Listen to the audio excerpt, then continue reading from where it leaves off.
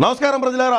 ఎవరో ఇక్కడ మా అందరికి తెలిసినటువంటి వ్యక్తే మంత్రి ఆర్కే రోజా నగరి శాసనసభ్యురాలు ఈమె షర్మిల గారి గురించి నిన్న చేసినటువంటి వ్యాఖ్యలు ఏంది, నిన్న ఎందుకైతే ప్రెస్ మీట్ పెట్టారు, దేని కథ ఏంది, కార్ఖానా ఏంది, వీళ్ళ మెహర్బానీ ఏంది అనేది ఒకసారి ఒక చిన్న విశ్లేషణ చేద్దాం ఈ వీడియోలో.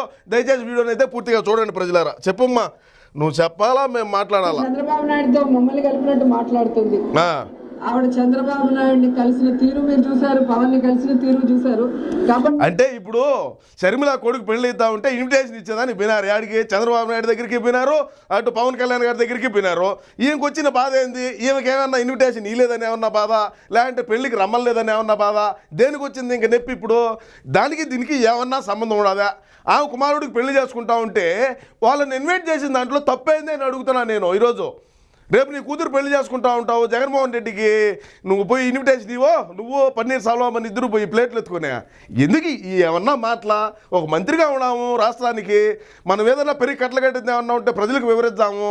ఎందుకు ఇట్లాంటి మాటలు మాట్లాడితే మనం ఏమవుతాము, మనకుండే విలువ యాడికి దిగజార్చుకున్నావు ఇప్పటికే అని చెప్పన్నా ఒకరు ఆలోచన చేసావు నువ్వు మాట్లాడంగా. అంటే ఈరోజు ఆమె మాటలకి క్రెడిబిలిటీ లేదు అనేది కూడా స్పష్టంగా చెప్తున్నారు. మీకు ఉండేటువంటి క్రెడిబిలిటీ ఎవరికన్నా ఉండదా? జగన్మోహన్ రెడ్డి పాదయాత్రలో ఇచ్చిన హామీలు ఎన్ని నెరవేర్చినారమ్మా? నువ్వెన్ని నెరవేర్చినావమ్మా? ఆర్కే రోజా నగిరిలో మనల్ని ఏ విధంగా మెట్టుతో కొట్టారమ్మా? మనకు ఈసారి టికెటే లేదమ్మా, ఒంగోలుకు పంపించినారమ్మా ఎంపీగా. ఎందుకు మాట్లాడవులే మాటలన్నీ మాట్లాడతావా? ఏదైనా సరే ఈమె మాట్లాడిన దాంట్లో ఒక పాయింట్ అయినా సరే ఇది రాష్ట్రానికి పనికొచ్చాది, రాష్ట్ర అభివృద్ధికి పనికొచ్చాది, రాష్ట్రంలో వీళ్ళు చేసిన మంచి పని ప్రజలకు వివరిస్తున్నారు అని ఏమన్నా ఉండదా? ఎంతసేపటికి ప్రతిపక్షాలను తిట్టడము, వాళ్ళ గురించి మాట్లాడటము, దానికి మళ్ళీ ప్రెస్ మీట్ పెట్టడము. మా దరిద్రానికి మీరు రాష్ట్రంలో మంత్రులు ఏం చేద్దామంగా? ఒక్క అవకాశం అని మింగబెట్టారు కదా, ఇప్పుడు దాకా చేసింది ఏముండదు చెప్పుగా. రాజశేఖర రెడ్డి గారు బిడ్డగా ఉన్నప్పుడు ప్రేమ అభిమానం ఉంటుంది రాజశేఖర రెడ్డి గారి అభిమానులకి. ఆమె తెలంగాణలో పార్టీ పెట్టినప్పుడు జాలి ఉండేది, పాపం ఈవిడ ఎండల్లో తిరుగుతుంది ఉండేది. కానీ ఎప్పుడైతే ప్రజలు అసహించుకునే కాంగ్రెస్ అంటాందేమా, వైఎస్ రాజశేఖర రెడ్డి ఏ పార్టీలో నుంచి ముఖ్యమంత్రిగా ఉన్నాడుమా?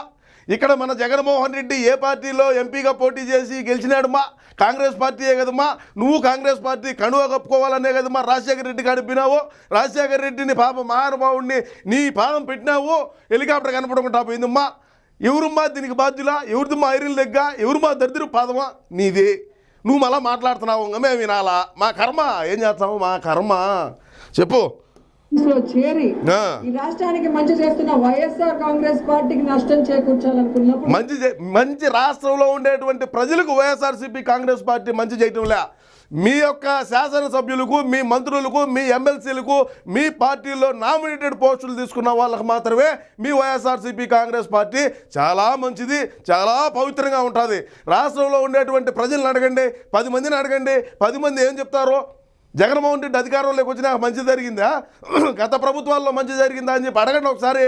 ఎందుకు నీ ఆ ఉలయ మాటలు నువ్వు చెప్పుగా? షర్మిల మాటలకి అర్థం లేదని కూడా ఈ సందర్భంగా తెలియజేసుకుంటున్నాను. నీ మాటలకు భలే అర్థం ఉంటుంది. సోమవారం వచ్చారా, మంగళవారం వచ్చారా, బుధవారం వచ్చారా, బస్సు పెడతాను రాండి, తిరుమలకు టికెట్లు అమ్ముకుంటున్నాను, నేను ఈ విధంగా చేస్తున్నాను, మీరు రాండి అని చెప్పేదానికైతే నీ మాటలకు బ్రహ్మాండంగా అర్థం ఉంటుంది. షర్మిల మాట్లాడిన దాంట్లో ఏం అర్థం ఉండదు. ఆమె ఎక్కడా కూడా కుటుంబ సభ్యులను కానీ మీరు మాట్లాడినటువంటి ఈ భాష కానీ ఎక్కడా కూడా ఉపయోగించలేదు. అది ఒకటి గుర్తుపెట్టుకోండి. మీ ఇష్టానుసారంగా మీరు మాట్లాడినారు అంటే ఆంగడ రాజారెడ్డి మనవరాలే రాజశేఖర రెడ్డి బిడ్డే. అర్థమైందా? మీ అన్నలో ఏ రక్తం ప్రవహిస్తూ ఉంటుందో ఆమెలో కూడా అదే రక్తం ప్రవహిస్తూ ఉంటుందో, అదే ఫైర్గా ఉంటుంది ఆమెగా. ఒకరు ఆలోచన చేసుకో, రాబోయే రోజుల్లో నీ బతుకెట్టుంటుందని చెప్పుగా.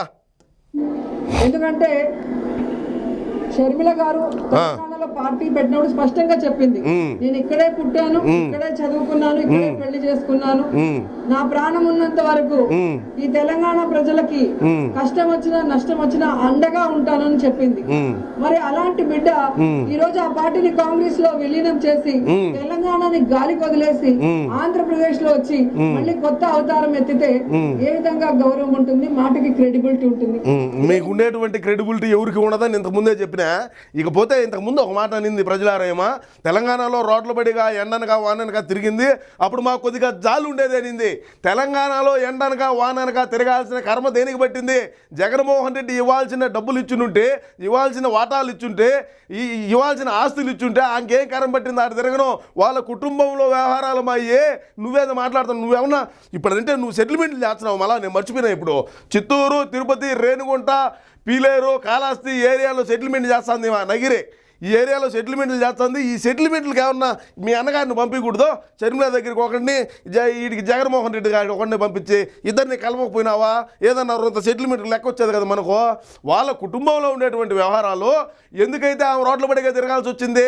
జగన్మోహన్ రెడ్డి కోసము 16 నెలలు పాదయాత్ర చేసినటువంటి షర్మిల దేనికి వ్యతిరేకమైంది అని రాష్ట్రంలో ఉండే ప్రజలు ఆలోచన చేస్తున్నారు. అది చెప్పి ఇప్పుడు నువ్వు నీలో అంత కలేజా ఉంటే అది చెప్పు. 16 నెలలు జైల్లో ఉన్నప్పుడు జగన్మోహన్ రెడ్డి షర్మిల పాదయాత్ర చేసింది రాష్ట్రం అంతాను. దేనికి షర్మిల ఈరోజు పార్టీ పెట్టింది? ఇక్కడ తెలంగాణలో పార్టీ పెట్టింది. ఇప్పుడు కాంగ్రెస్ పార్టీ పిసిసి అధ్యక్షురాలుగా అయ్యి ఈరోజు రాష్ట్ర వ్యాప్తంగా అంతా మీటింగ్లు పెట్టుకుంటుంది. వాళ్ళ పార్టీ సిద్ధాంతాలు వాళ్ళయ్యి. నీకు వచ్చిన నొప్పేమి? నీకు ఎందుకంత గొల? వాళ్ళ పార్టీ వాళ్ళ సిద్ధాంతాలు, మీ పార్టీ మీది, తెలుగుదేశం పార్టీ, జనసేన. ఎవరు వాళ్ళ పార్టీ సిద్ధాంతాలు వాళ్ళు ప్రజలకు తెలియజేసుకుంటున్నారు. నీకేమి నొప్పి ఇప్పుడు? నీలో అంత కలేజా, నీలో అంత సత్తా ఉంటే, మీరు ప్రజలకు మంచి పాలన అందించినామనే నమ్మకం మీలో ఉంటే దేనికి మీరు ఈరోజు ఇట్లాంటి మాటలు మాట్లాడాలా అని రాష్ట్రంలో ఉండేటువంటి ప్రజలు అనుకుంటున్నారు. రాష్ట్ర ప్రజలారా ఒకసారి ఆలోచన చేయండి. ఇటువంటి బొమ్మలు చాలా వచ్చాయంగా. ఏంటంటే ఎవరైతే ఉంటారో పెయిడ్ ఆర్టిస్టులు వాళ్ళందరికీ ఏమే హెడ్డో దించుతుంది, రంగంలోకి దించి 10 ఇచ్చి 100 200 ఇచ్చి వాళ్ళ దగ్గర ఒక వీడియోలు పెట్టించి ఆ ఇన్స్టాగ్రామ్ రీల్స్లోనూ యూట్యూబ్ షార్ట్స్లోనూ పోస్ట్ చేసి మేము జగన్మోహన్ రెడ్డి అధికారాన్ని మేము నమ్ముతున్నాము, మీరు నమ్మండి, బొక్కా పోసాడము అని చెప్పి రాష్ట్ర ప్రజల్ని ఏదైతే వాళ్ళను నమ్మించే ప్రయత్నం అయితే ఖచ్చితంగా వీళ్ళు చేస్తారు. ఆల్రెడీ ఇప్పటికే రన్నింగ్లో ఉన్నది. ఇకనైనా సరే ఇటువంటి లంగా మాటలు, ఇటువంటి ప్రభుత్వాలను, ఇటువంటి మనసులను నమ్మి మనం ఒక అవకాశం అని చెప్పి మోసపోయినాం. కాబట్టి ఇకనైనా రాష్ట్రాన్ని అభివృద్ధి చేసుకొని అభివృద్ధి వైపు నడిపించుకుందామని చెప్పి తెలియజేసుకుంటూ నమస్కారం.